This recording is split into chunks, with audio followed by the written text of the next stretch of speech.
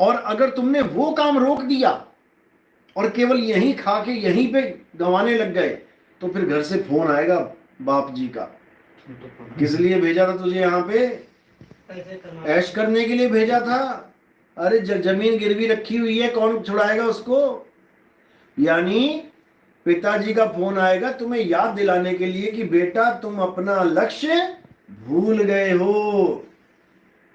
अब वहां से तो पिताजी का फोन आ सकता है, अब परमात्मा कैसे तुम्हें याद दिलाए कि बेटा तुम अपना लक्ष्य भूल गए हो और केवल तुम इन कागज के नोटों को कमाने में पूरा जीवन लगा रहे हो? अब ये कौन याद दिलाएगा?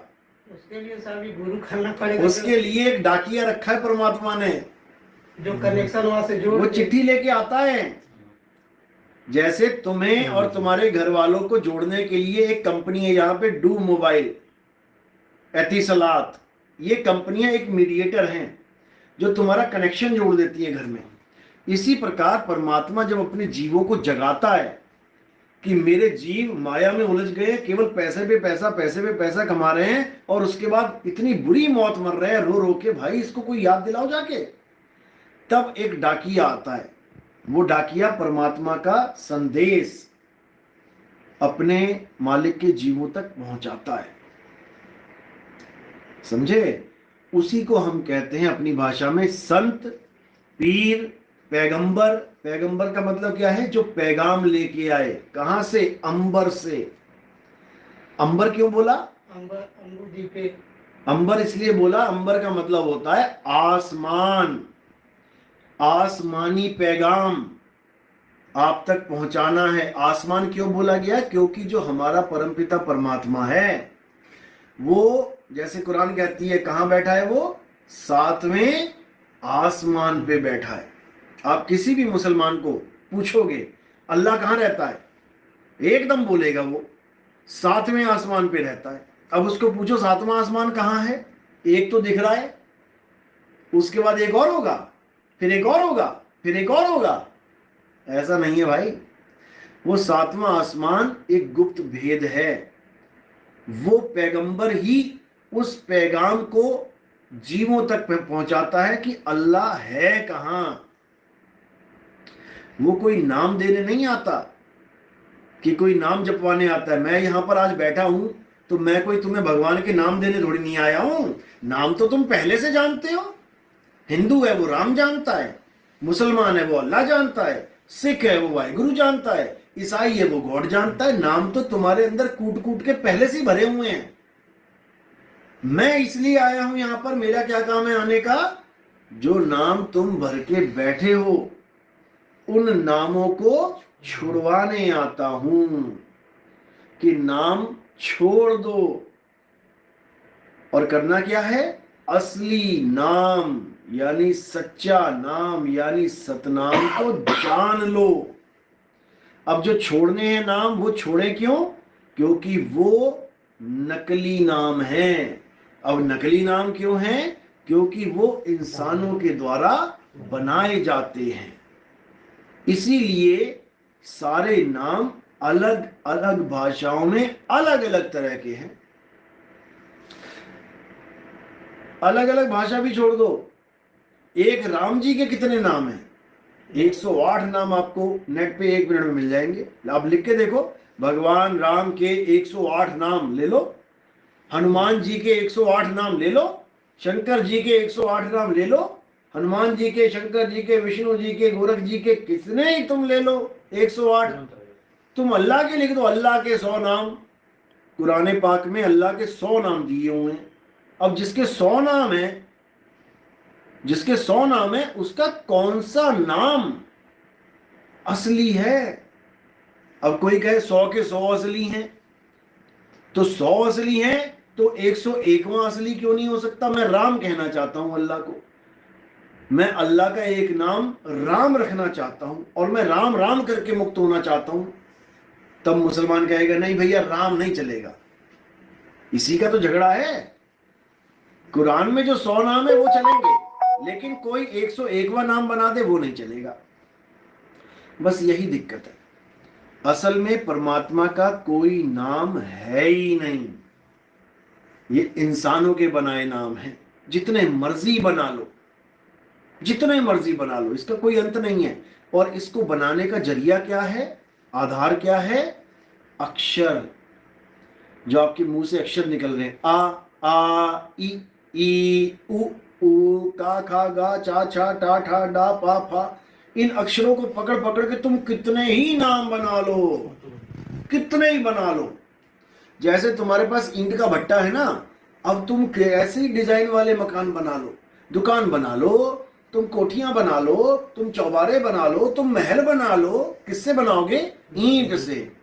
तुम्हारे हाथ में ईंट लग गई, मैंने ईंट गायब कर दी, अब बनाओ जरा मकान, नहीं बनेगा।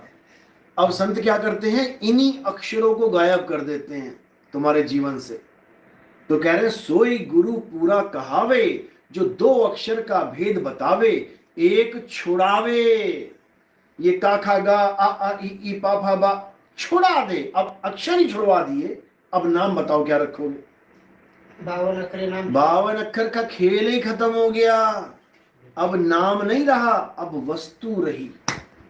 अब अल्लाह को पाना है तो अल्लाह को जानना पड़ेगा। पहले मानते थे, अब जानेंगे। राम को पाना है, अब राम को जानना पड़ेगा। मानने की जरूरत नहीं है कि तुम्हारे मानने से राम मिल जाएगा, अब जानना पड़ेगा।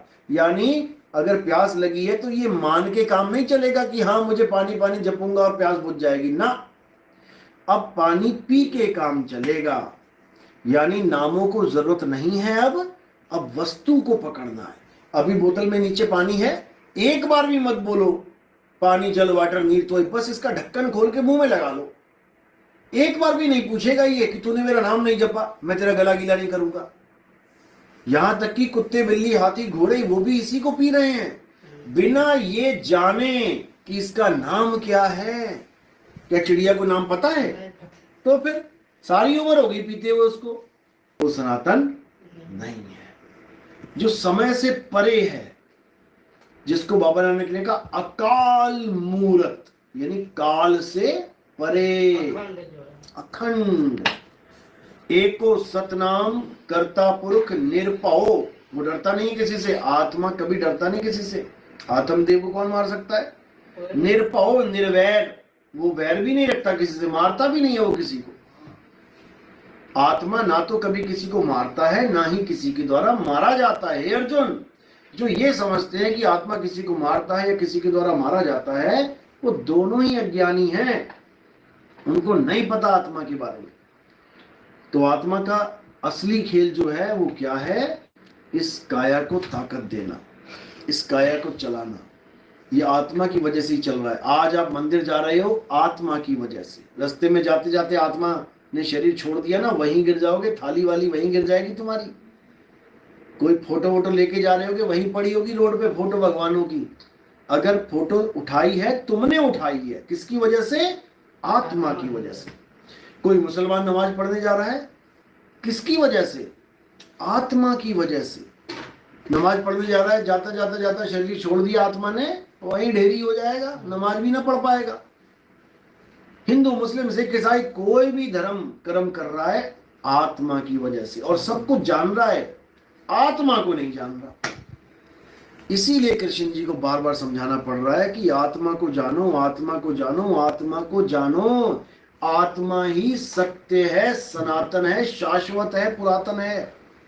और जो आत्मा को जान लेते हैं वो अत्यंत प्रिय है मुझे, वो मेरे भगत नहीं रह जाते।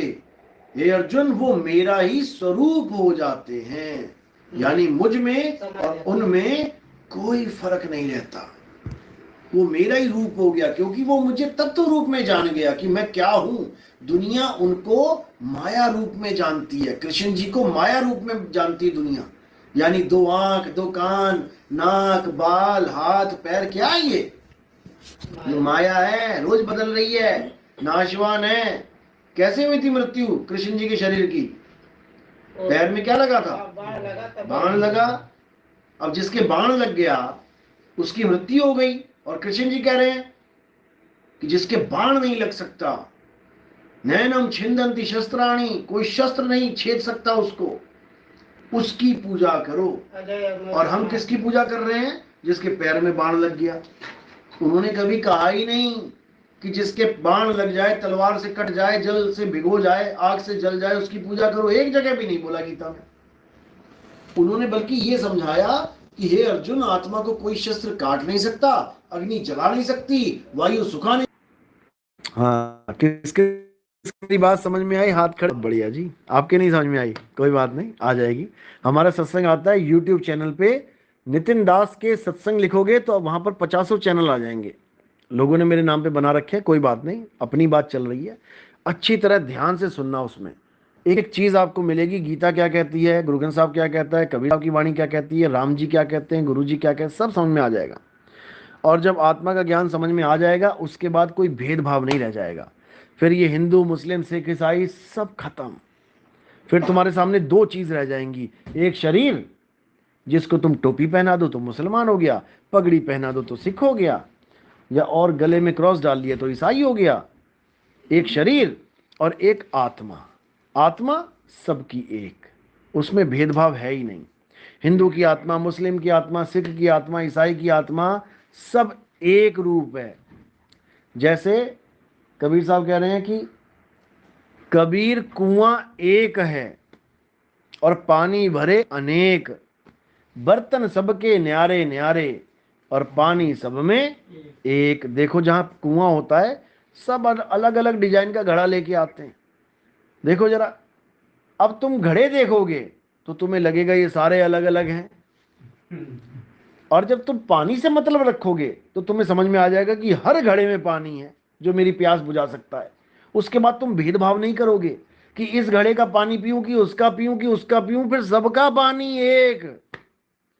यानी हिंदू, मुस्लिम, सिख, ईसाई, जैन, बौद्ध, भगवान को मानने वाला, भगवान को ना मानने वाला, अल्लाह को मानने वाला, अल्लाह को ना मानने वाला, वो सब एक हो जाएंगे। फिर भेदभाव खत्म हो जाएगा। चलो, आज का सत्संग यहीं समाप्त करते हैं, और कल का प्रोग्राम दुबई में है। जो दुबई में आना चाहते हैं मुझे संपर्क कर सकते हैं। दुबई का प्रोग्राम शाम का रखेंगे कल का, और उसके बाद जो प्रोग्राम होगा बता देंगे। जो भी संपर्क करना चाहते हैं कर सकते हैं।